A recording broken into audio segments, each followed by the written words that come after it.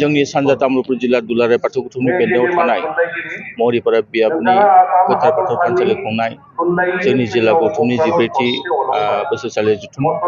आरो मौरिपारा बियाब दुलाराय बाथौ गौथुमनि खुंगा 10थि बोसोरसालि जुथुमाजों सोमोन्दो लाखिनानै खुंनाय दिनै गेवलां मेलाव जायफोरा आलासि बिथांमोनखौ हांख्रायदोंमोन बिथांमोना फैजोबदों टाइमाव फैदों समाव फैदों दा बे हिसाबै जों बेबादिनो मैयानो थान्दै जुथुमावबो जोंहा खथायानो थोआखै गोबां थान्दैफोर जादोंमोन बेफोर जोंखौ थुलुंगा होदों आरो बानजाय आफादा जेरैबायदि खामानि मावदों जोबोद माबाजों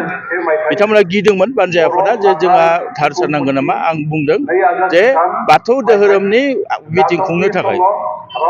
आथिखालाव रावबो गिनो दरकार गैया गिनांला बयबो होयोसै बे हिसाबै जोङो जिल्ला गौथुमा मैया गोजाम कमिटिखौ आफादखौ सेफायनानै गोदान गौथुम दाबाय दा बेवहाय आगोलनि थाखानाय लेङाइ आफादगिरि मानबगेजेर सनिस्वर सरगियारि बिथांजों गोख्रों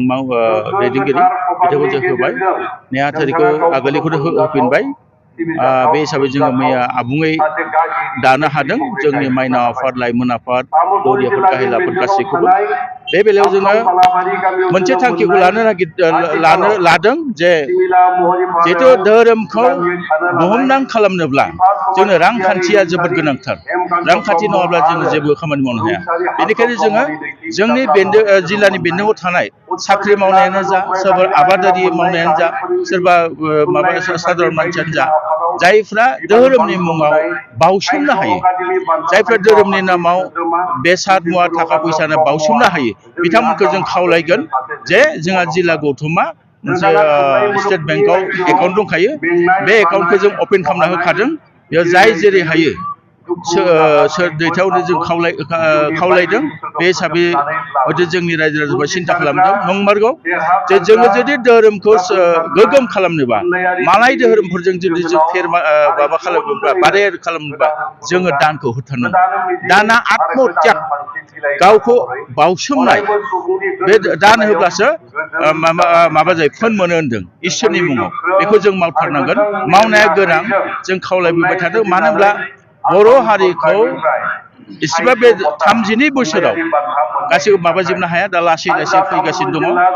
बे हिसाबै जोङो निस्सय जोंनि सानजा बाक्सा जिल्लाया सानजा तामुलपुर जिल्लाया मावनो हागोन जोंनि सानजा तामुलपुर जिल्लायाव गासै मोनस्नि बियाब गौथुम दं बे मोनस्नि बियाबनि मादाव न'सेबो सिजौ गायै न'खर गैला बियाब गौथुमफ्राबो थानसालि लुफुंबाय गरेस्वर आनसलिकआ लुबाय सानजा खोलाया लुबाय सुवाकपुर बियाबा लुगासिनो गुबुन गुबुन बियाब गौथुमफ्रा ओरैबायदि थांखि लादों जे जों जुदि जोंनि धोरोमखौ मुलुगनां खालामनोब्ला जोङो लाइ लथर बावनांगोन बेनिखायनो खायफा बियाब गौथुमफ्रा मा खालामदों बोसोराव न'खरसेनिफ्राय गय फांसे खांदों सोरबा माइ फाल्लाखौ खांदों बेबायदि खांनानैबाबो थानसालिखौ लुनो हादों आरो गोजोनथाव खोथाया बेनो दिनै भारत सरकारा आरजिआइनि दारै रेजिस्ट्रेशन अफ इन्डिया बिथांमोना बाथौ धोरोमखौ स्वीकृति होबाय इतिमध्य जोंनो कलम होबाय बे खामानिखौ मावदों क'क्राझार जिल्लायाव थानाय बागानसालि ट्रेडिशनेल कालचार ससाइटिया बे सारदा प्रसाद मुसाहारि आफादगिरि दं आरो नेहाथारि हिसाबै जोंहा महिम बसुमतारी दं बिथांमोना मावनानै दिनै दाखालि बावैसो भारतनि नखर मन्त्रि अमित शाहखौ लोगो हमनानै एसे बानाननि एसे माबा गोरोन्थि जादोंमोन बेखौ सुद्रायनो फैबावबाय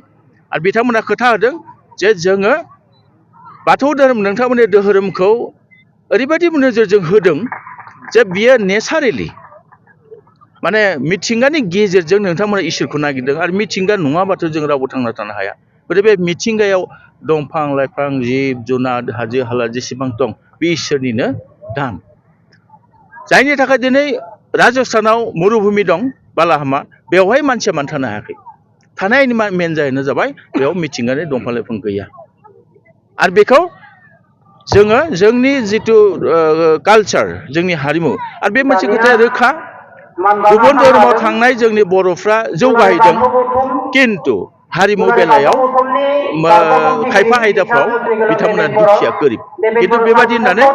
गुबुन धोरोमखौ जे आं मुगैदों खमरसा खालामदों आं बेखौ बुंनो नागिराखै दावगादों जोंनि बर'फ्रा नाथाय दिनै खाम सिफुंखौ फोजाखांनाय बेलायाव बिथांमोना माबा होनो हायाखै बारा